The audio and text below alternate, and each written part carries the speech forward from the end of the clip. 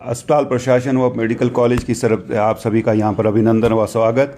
आज की ये प्रेस वार्ता आईजीएमसी प्रशासन की तरफ से जो सर्जरी विभाग द्वारा रखी गई है, इसका आज हम आपको एक महत्वपूर्ण उपलब्धि जो आईजीएमसी ने सर्जरी विभाग ने एक यहाँ पर हासिल की है, उसके बारे में आपको हम बताना चाहते हैं। हमारे सर्जरी विभाग के यूनिट 2 के अध्यक्ष डॉक्टर वेद शर्मा व उनकी टीम, जिसमें डॉक्टर विपिन शर्मा व इनके साथ डॉक्टर शुभम, डॉक्टर आशीष व एनेस्थीसिया डिपार्टमेंट से डॉक्टर मनोज की टीम ने एक बहुत ही जटिल ऑपरेशन 2 फरवरी को किया, जो कि एक 44 वर्षीय महिला पेशेंट थी शिमला से ही। उसको वो कैंसर से ग्रसित थी और इन्होंने उत्तरी भारत में, न केवल हिमाचल प्रदेश में, उत्तरी भारत में सरकारी अस्पताल में ये पहली सर्जरी परफॉर्म की गई है। इस प्रकार की पहली सर्जरी परफॉर्म की गई है और उस सर्जरी के उपरांत हमारा पेशेंट बिल्कुल अब स्वस्थ है और वो डिस्चार्ज, ये हमारी टीम इसको डिस्चार्ज करने जा रही है।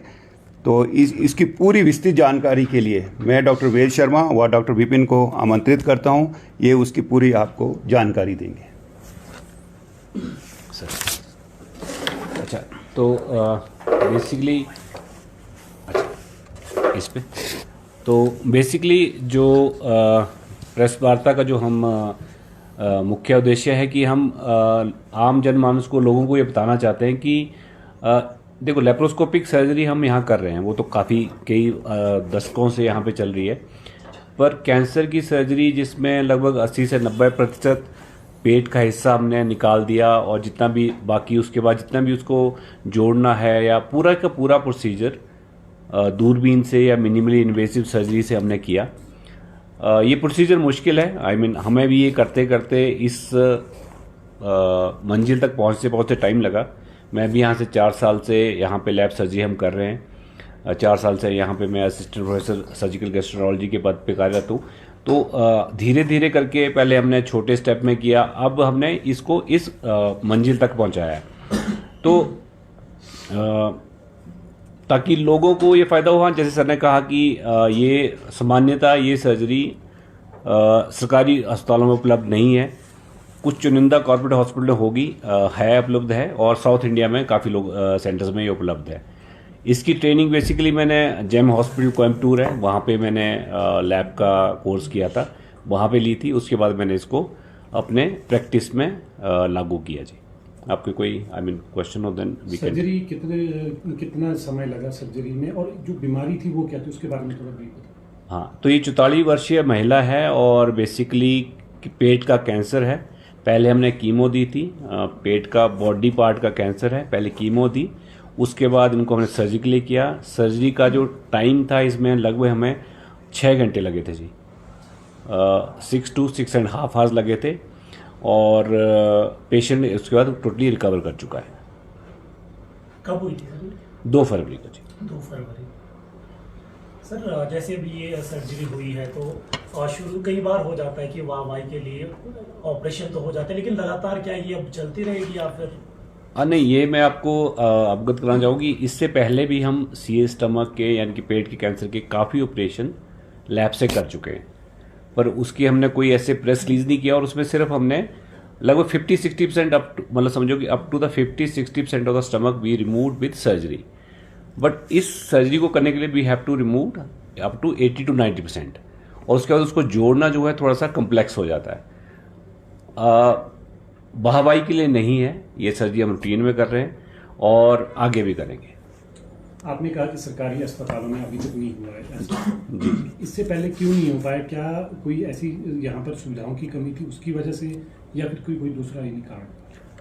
सुविधाओं की कमी नहीं है, परंतु देखिए, इतने जटिल प्रोसीजर को करने के लिए ये इंस्टीट्यूशन को, टीम को मैच्योर होना पड़ता है।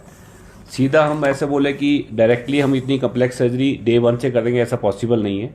स्टेप बाय वाइज हम अपने स्किल्स को आगे एनहांस कर रहे हैं, और हमें खुशी है कि हमारी टीम इस मंजिल तक पहुंच पाई। मैं इसमें एक, क्योंकि आपने ये क्वेश्चन पूछा कि ये क्या पहली बार या वाहवाही के लिए है, ऐसा नहीं है। अस्पताल हमारा लगभग 70 साल पुराना इंस्टीट्यूट है। हम यहाँ पर काफ़ी बड़ी बड़ी सर्जरीज करते हैं, लेकिन हम we are very thankful to the honourable CM sir also, जो कि इस टाइम मेडिकल एजुकेशन मिनिस्टर भी हैं। उन्होंने भी हमें काफ़ी प्रेरित किया। आपकी जो हमारी ये छोटी छोटी टेक्निकल हिच थी, हमारे पास मशीनरी इक्विपमेंट काफ़ी पुराना था, वो हमने चेंज किया। हम उसी में चल रहे हैं कि अब नई टेक्नोलॉजी के साथ हमारी टीम अडॉप्ट कर रही है उसको।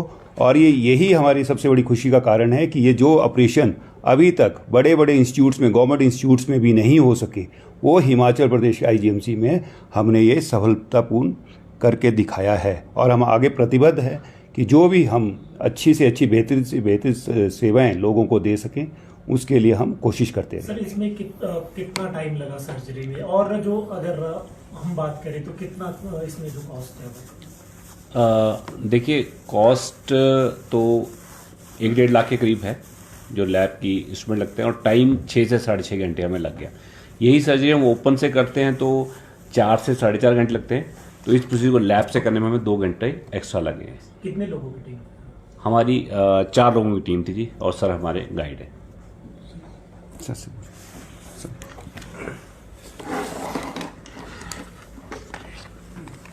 आप बोलेंगे। सर, किस तरह की सर्जरी थी और क्या मानते हैं कि इस तरह की सर्जरी होने से, जैसे उत्तरी भारत में अगर पहली बार यहाँ पर हुई है, तो इसकी अगर जो और इस तरह के मरीज आते हैं उनके लिए कितना बेनिफिट आगे के लिए हो सकता है? ये जो सर्जरी है, ये इस तरह की सर्जरीज तो जैसे डॉक्टर साहब ने पहले भी बताया कि बहुत सर्जरी हो चुकी हैं और होती रही हैं, लेकिन जो लेप्रोस्कोपिकली जिसको कहते हैं, जिसमें हमें फिर बहुत छोटा सा चीरा लगाना पड़ता है, ये कंप्लीटली जो है हम लेप्रोस्कोपिकली ही जो पहली बार कर पाए। और धीरे धीरे जैसे जैसे एक्सपर्टाइज बढ़ती है तो टाइमिंग्स भी हमारे कम हो जाएंगे, और पेशेंट्स के लिए काफ़ी फ़ायदेमंद है, क्योंकि ओपन सर्जरीज में कई बार हमें 2-2, 3-3 हफ्ते मरीज को हॉस्पिटल में एडमिट रखना पड़ता है, लेकिन इसमें हम कोई 6-7 दिन के अंदर पेशेंट बिल्कुल परफेक्टली हील अप कर गया और हम उसे डिस्चार्ज करने जा रहे हैं।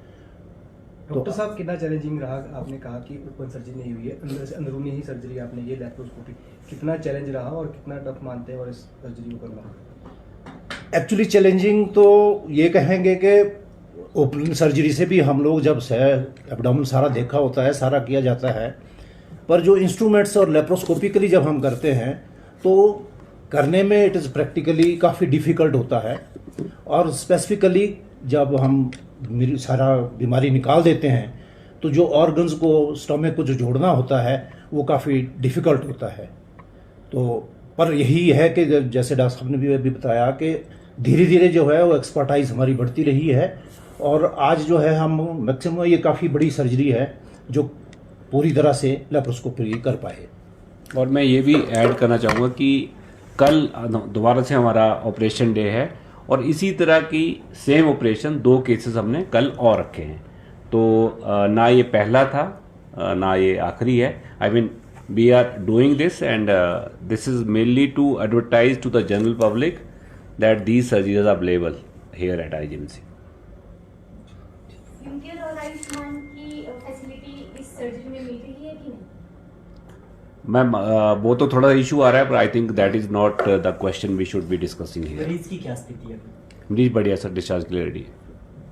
कितना सेफ सर आप ये सर्जरी है, और जो पेशेंट है वो कितने दिनों बाद रिकवर होगा? क्या जल्दी रिकवर हो जाए? नहीं, देखिए, जो मिनिमल इन्वेजिव या दूरबीन से जो सर्जरी करते हैं उसका मुख्य फ़ायदा ही ये है कि पेशेंट की रिकवरी बहुत जल्दी होती है। अगले दिन पेशेंट चलने फिरने लग पड़ता है, तीसरे दिन को पेशेंट को हम खाने के लिए दे देते हैं, और ठीक रहे तो 5वें-6वें दिन पेशेंट घर जा सकता है। ठीक है जी, thank you thank you very much.